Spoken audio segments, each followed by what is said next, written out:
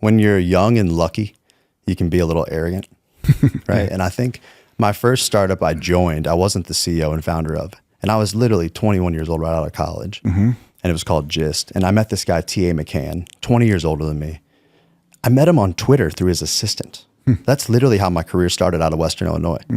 And I had no like credentials. I didn't go to Harvard, nothing.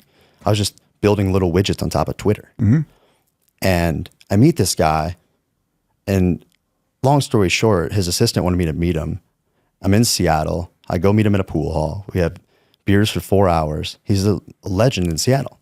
And the company he wants to build is called Mindbox, which ended up being Gist. And what I didn't know is he was one of the most influential people in Seattle tech. And the guy he was working for was Paul Allen, the founder of Microsoft.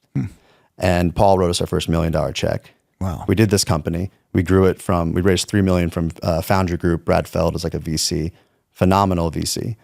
And we grew it to 100 million people, fastest growing social product on top of the social networks in under 2 years, and sold it to BlackBerry for $50 million in 2009. And I thought I knew what I was doing because that happened. But the reality was TA was the one running that company. He was the CEO. But we've built a great relationship. He invested in my next company. He believed in me. And I think I moved to San Francisco and I thought, I got this figured out. And you're like 24 at the time, 25. Yeah, 25, I was 25, 26. Yeah. And, I think the next story is actually probably important. There's a company called Zarly in between there before Assist in 2013 from 2010 to 2012. And that was the failure, right? We raised $42 million. Everyone and their mom invested. Kleiner Perkins led our round. Meg Whitman joined our board, all these famous people. It was like everyone and everybody. And I was the head of product and working with these other 2 or 3 guys, Ian, Bo, and Eric. And, it was the horizontal marketplace time. It was Uber, Postmates, Hotel Tonight, Airbnb. And we thought we'll be the Craigslist version where you don't have to pick one. We can do them all. And the lesson there is, I couldn't have picked a small enough vertical. Dog walking is $1 billion company, And I remember we used to make fun of it. Like, there's going to be a dog walking app. Like, yeah, WAG is huge. We are dead. But that was I got kicked in the face and everyone hated their job. We created a company where 3 years in, everyone hated even being there because we weren't self-aware.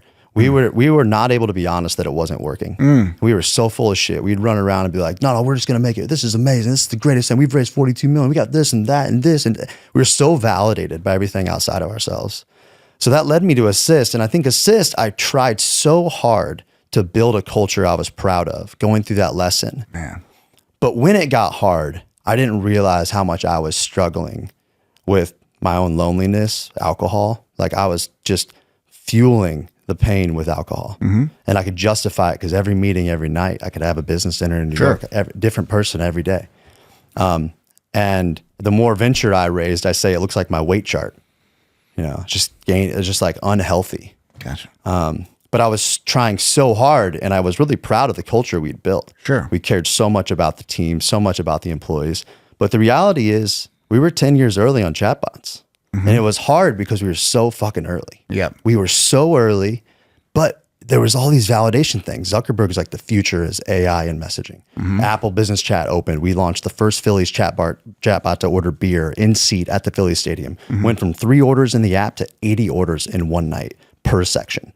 Biggest shift ever. Tim Cook's on the Apple earnings call saying, we love what's going on at the Phillies and business messaging is the future and whatever.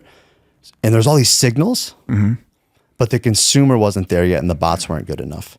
And I think for me, that struggle behind the scenes, while also everyone externally thinking we're doing great, while also I've never really made any money in my life, right? The companies I wasn't the CEO of, like I didn't, you sell for $50 million, I made enough to move to San Francisco. Yeah. Right. And so you're kind of like, shit, everyone sees me as this young CEO. I'm kind of broke. And you're just in that struggle, that identity struggle, like trying to really just be a good CEO. And that spiral for me was harder than I thought. And I was so good at masking it from myself. My ability to lie to myself was on the highest level in the world. And I think I've really learned a lot about the ways I lie to myself. And like, I'm also sober now. I've been sober for over 3 years. And I think the greatest thing I've ever done.